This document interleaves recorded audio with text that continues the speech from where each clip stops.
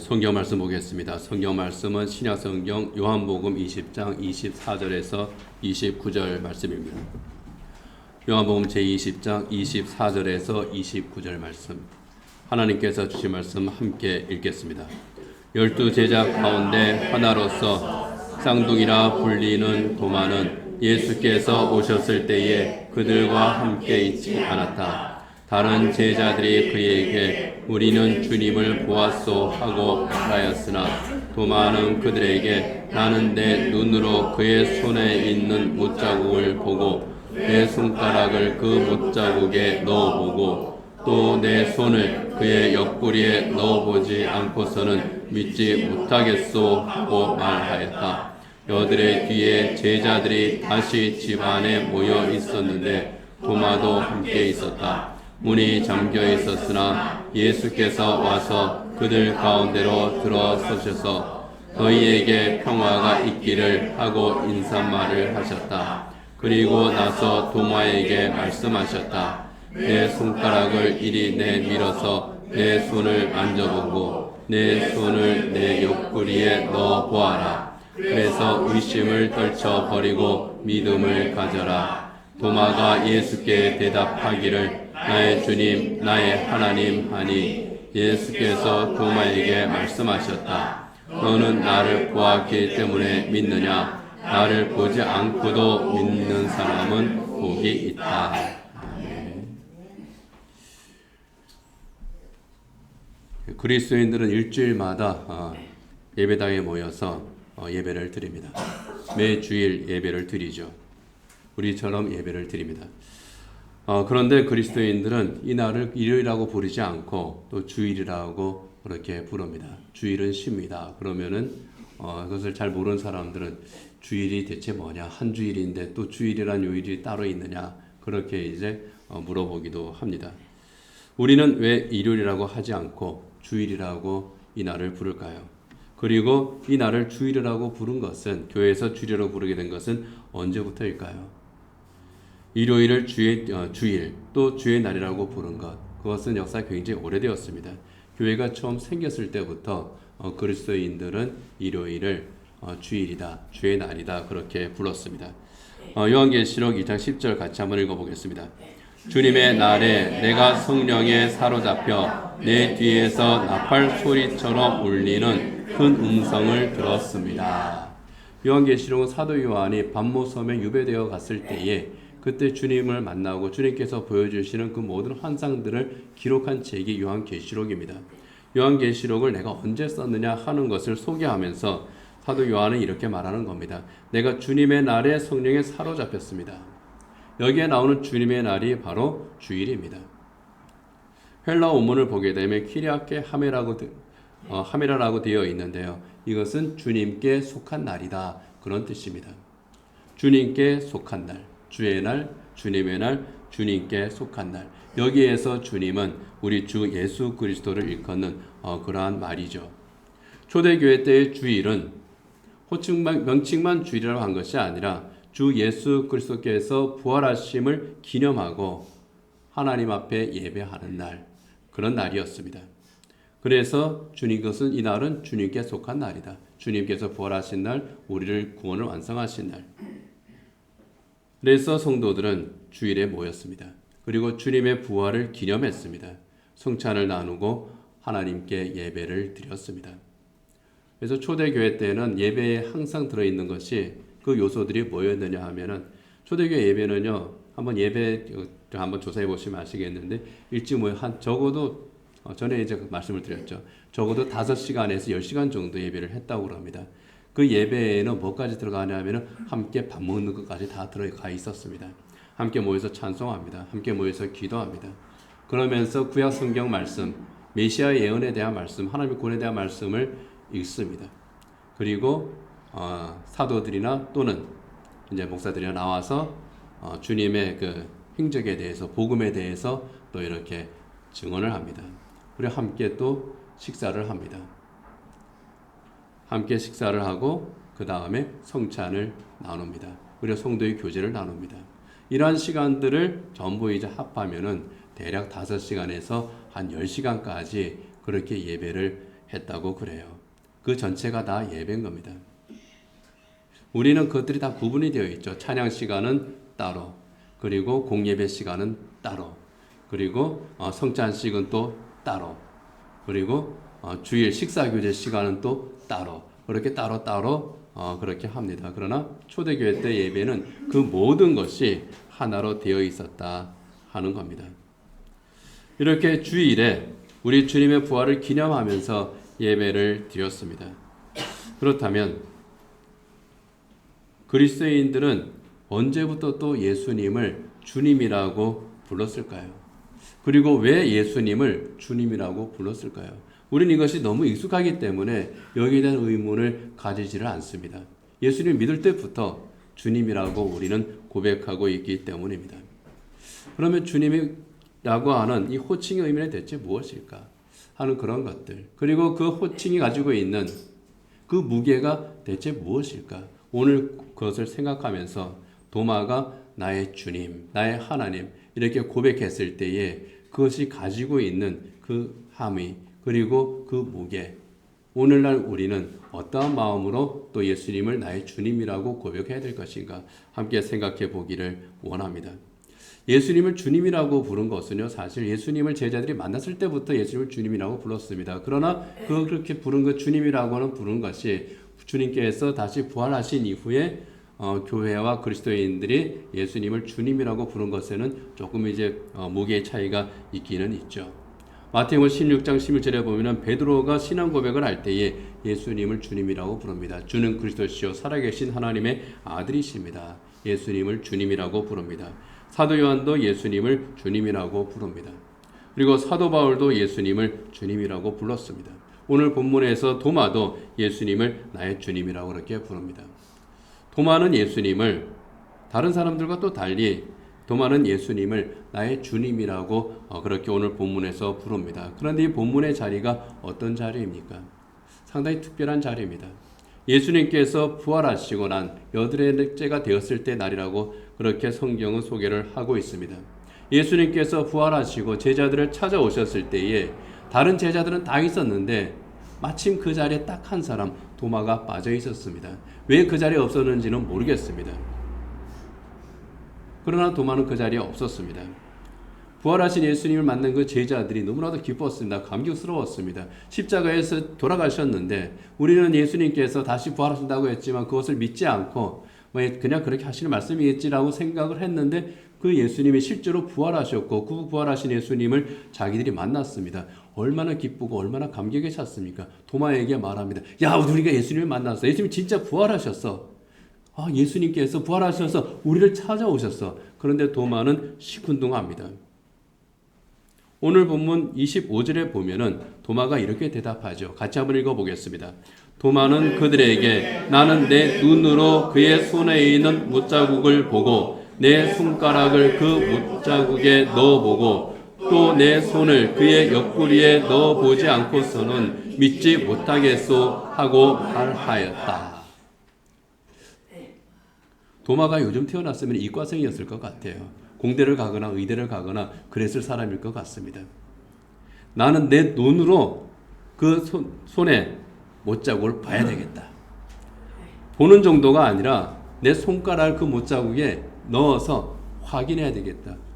사기치지 말라는 겁니다. 내 손을 옆구리에 넣어보지 않고는 나는 못 믿겠다. 나는 직접 확인해야지만 믿는 사람이다. 뭐 그런 뉘앙스죠. 바로 이 말 때문에 도마에게 붙은 유명한 별명이 하나 있죠. 뭡니까? 의심 많은 제자. 그냥 의심이 있는 제자 그러면 되는데 굳이 의심 많은 제자. 좀 억울할 것 같습니다. 그런데 도마가 아니라도요.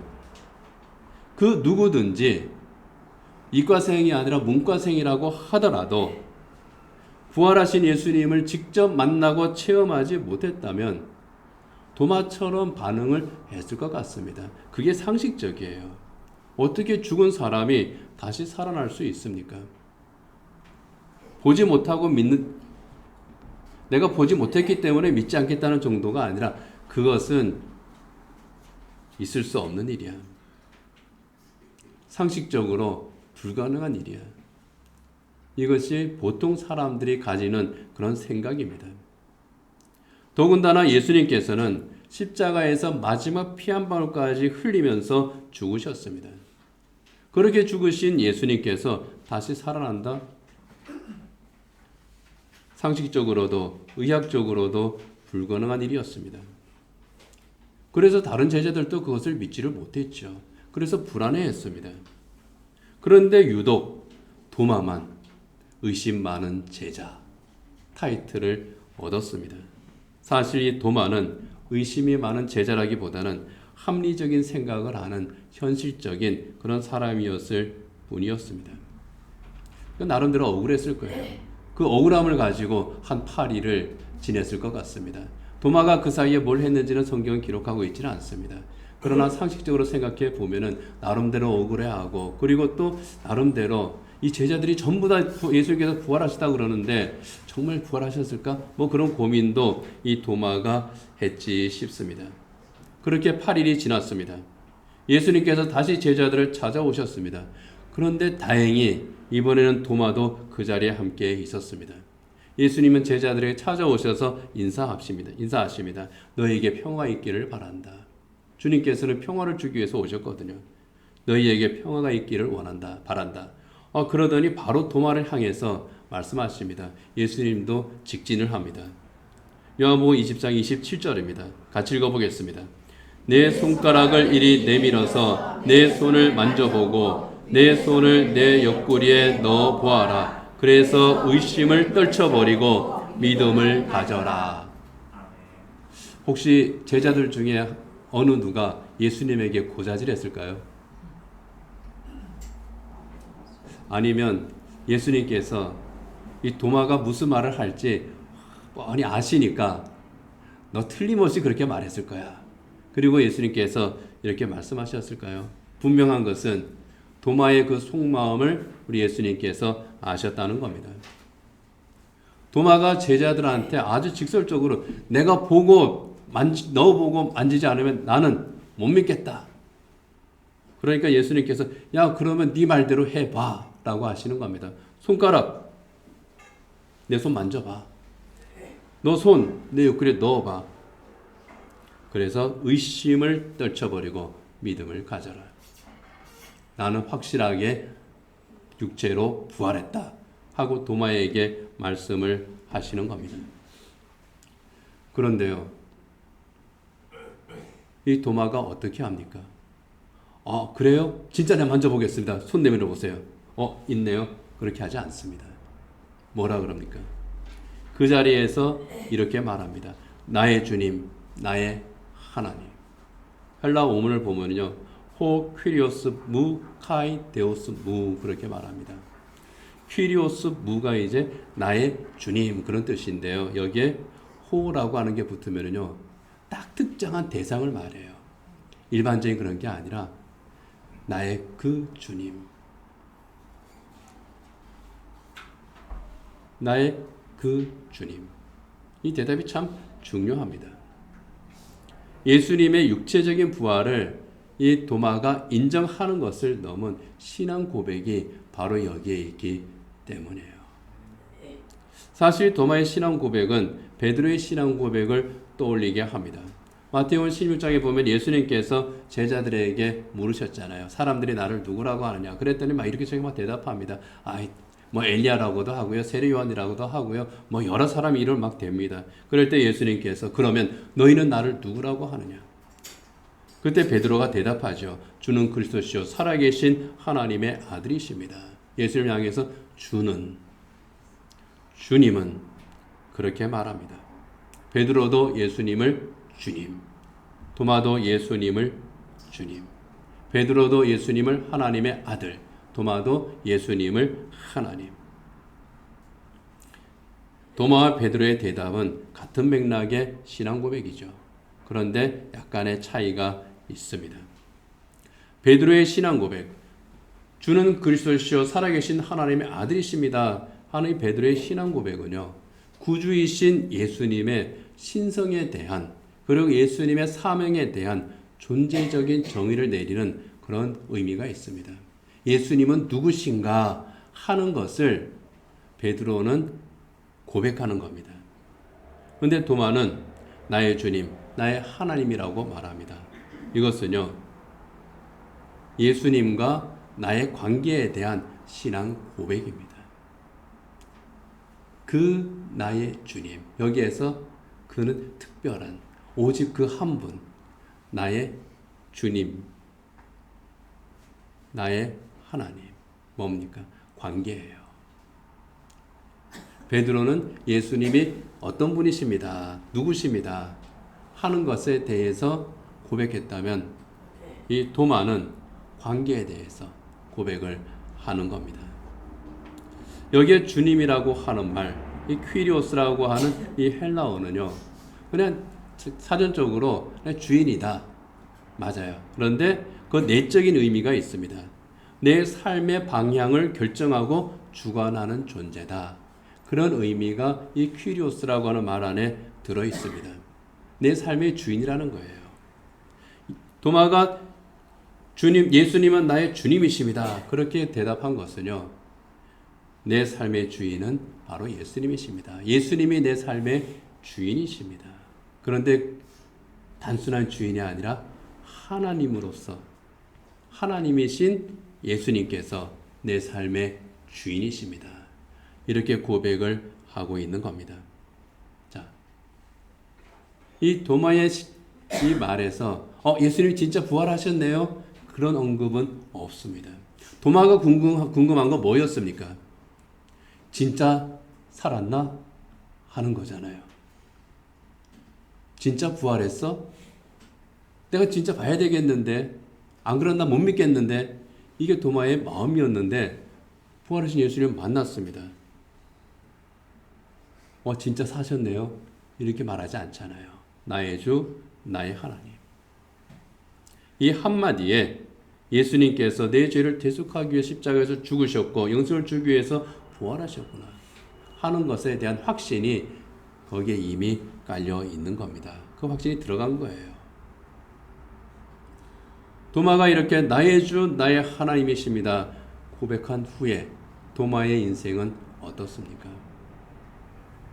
이 도마는 의심하는 제자가 아니라 주님과의 관계가 분명한 그런 제자로서 신앙 고백적인 삶을 살았던 그런 사람으로 바뀝니다. 그래서 교회 역사를 보면은요, 예루살렘 교회가 박해를 당할 때 도마는 인도로 갔다고 그럽니다. 제자들 중에서 가장 멀리 간 것 같아요. 그리고 인도에 가서 복음을 전하다가 그곳에서 순교를 한 사람이 도마라고 그럽니다. 그래서 인도에 가면은 도마의 순교지로 알려진 그러한 또 이제 성지가 있다고 그럽니다. 나의 주, 나의 하나님. 도마가 그렇게 고백을 했고, 그리고 많은 그리스도인들이 그렇게 고백을 했습니다. 그리고 나의 주, 나의 하나님, 우리 주 예수 그리스도를 믿는 그 믿음을 따라서 믿음의 길을 걸어갔던 바로 그 사람들입니다. 그런데 그 당시 그 로마 제국 치하의 그 사회에서요, 예수님을 주님이라고 부르는 것, 퀴리오스라고 부르는 것, 이거는 좀 위험한 그런 일이었다고 합니다. 이 퀴리오스라고 하는 용어가 일상 용어로 쓰일 때에는 큰 문제가 없습니다. 그런데 이 말을 종교적인 자리, 정치적인 자리에서 사용하게 되면은 이게 문제가 되는 겁니다. 퀴리오스 하는 이 말은 로마 제국의 주인인 황제에게 바치는 호칭이었기 때문입니다. 퀴리오스 카이사르. 카이사르는 이제 카이사르 개인을 의미할 뿐만 아니라 황제를 지칭하는 용어이기도 하거든요. 황제는 주님이시다. 그런 뜻으로 사용했던 것이 이 퀴리오스라고 하는 말입니다. 그런데 기독교인들은 예수님을 퀴리오스라고 그렇게 불렀거든요. 그리고 그리스도인들이 예수님을 퀴리오스라고 부를 때에 실제적으로도 예수님이 나를 다스리시는 나의 주님이십니다. 나의 왕이십니다. 그런 마음으로 또 우리 예수님을 믿고 고백을 했잖아요. 그런 것을 볼 때에 야, 이거는 로마 제국의 반역자다. 그런 낙인이 찍힐 수밖에 없는 겁니다. 로마의 황제는 바로 신의 아들과 같았거든요. 황제를 신격화하고 황제를 숭배하는 로마 제국의 그 체제에 반역하는 그런 행위로 여겨졌기 때문에 초대교회 성도들이 예수님을 나의 주 하고 그렇게 부를 때에 그것은 상당히 거슬리는 그런 일이었습니다. 초대교회 당시 사도 요한의 제자였던 폴리갑이라고 하는 스미나르의 주교가 있습니다. 이 폴리갑의 순교록, 이 폴리갑에 대해서는 우리가 많이 들어서 알잖아요. 폴리갑의 순교록을 보면은요, 총독이 폴리갑을 불러서 황제가 주님이시다 그렇게 너 말해라. 예수가 주님이 아니라 황제가 주님이시다 그렇게 말해라. 그러면 당신 풀어주겠다. 사실 폴리갑은 그 지역에서 굉장히 존경받고 있던 사람이었기 때문에 폴리갑을 죽이는 것은 굉장히 거북한 그런 일이었거든요. 그래서 총독이 타협을 하는 겁니다.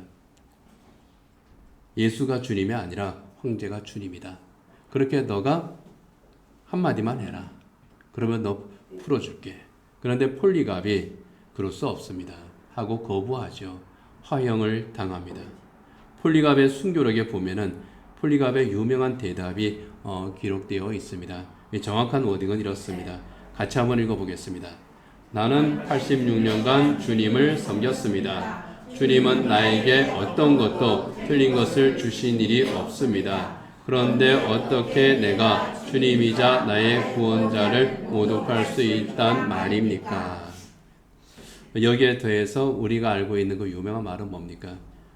86년 동안 주님께서 나를 모른다 하신 적이 없는데 내가 어떻게 주님을 모른다고 하겠습니까?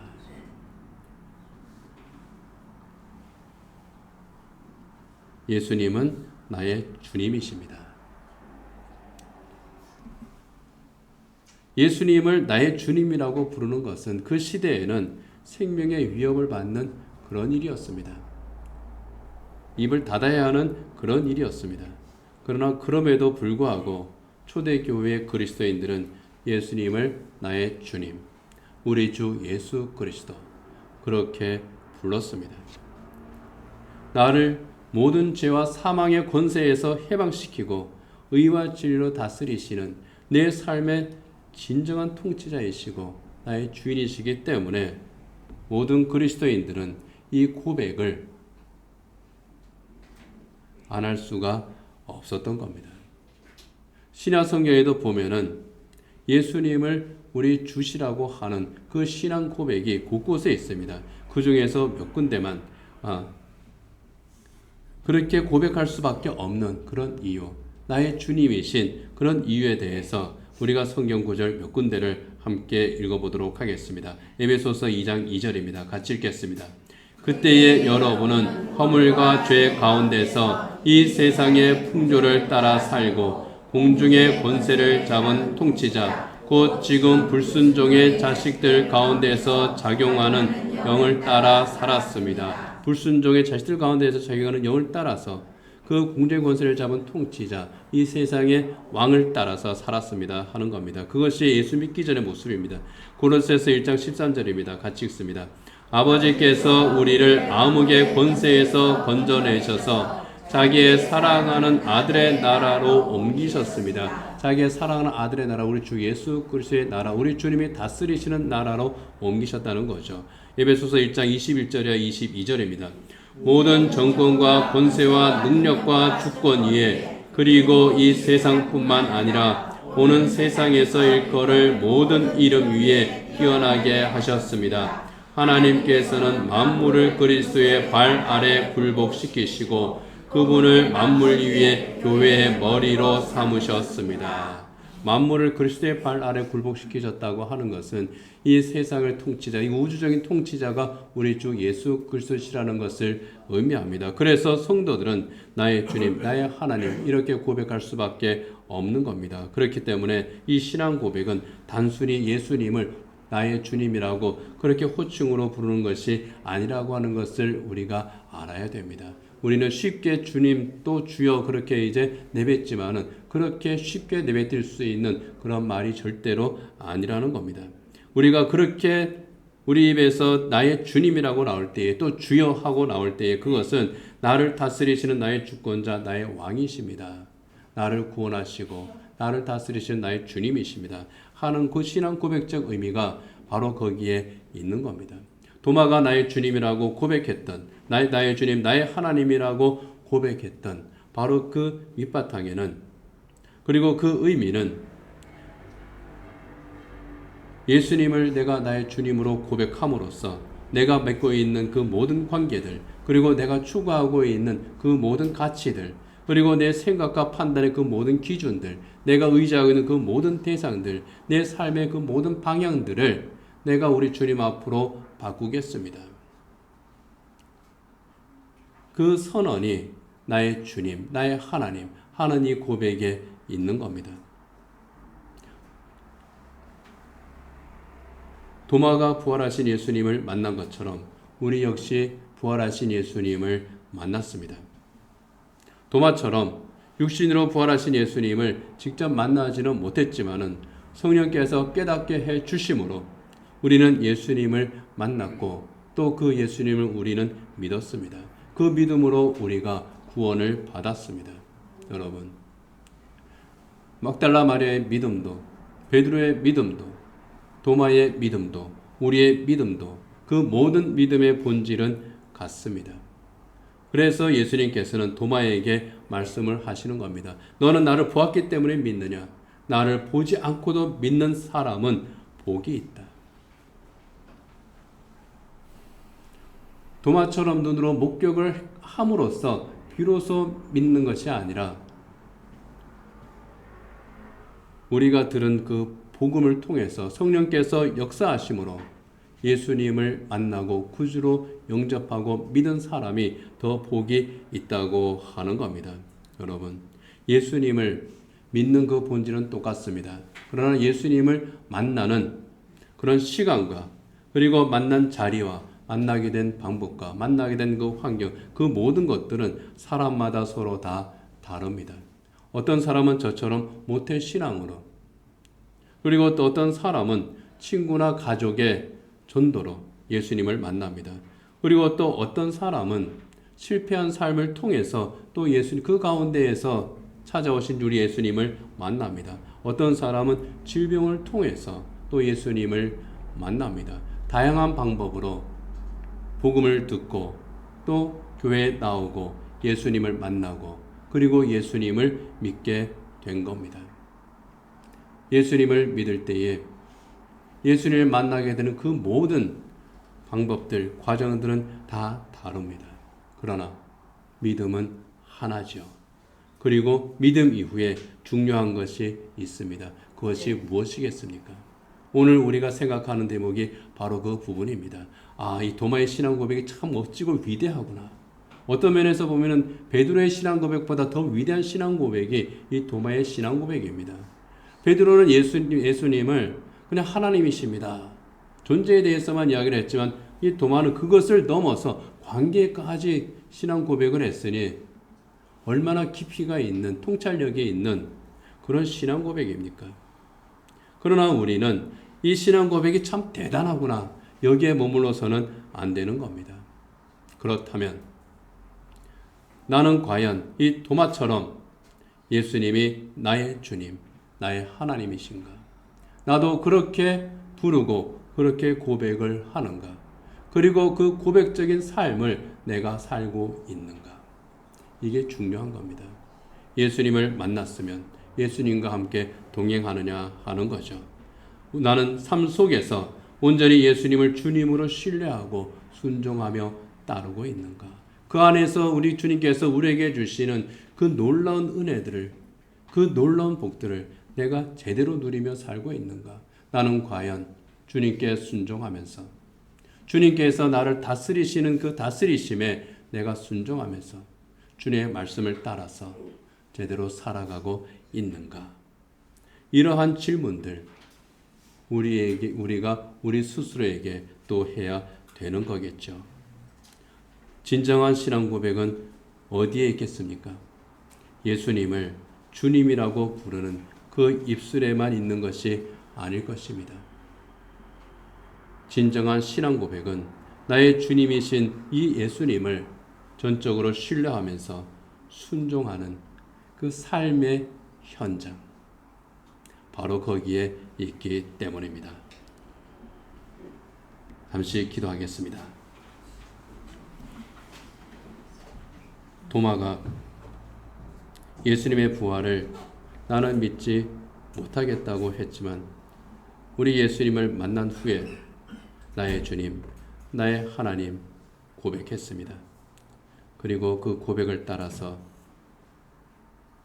우리 주님을 온전히 신뢰하고 우리 주님을 따르는 자기의 삶의 방향을 주님에게 맞추고 사는 삶을 살았습니다. 우리의 삶은 어떻습니까?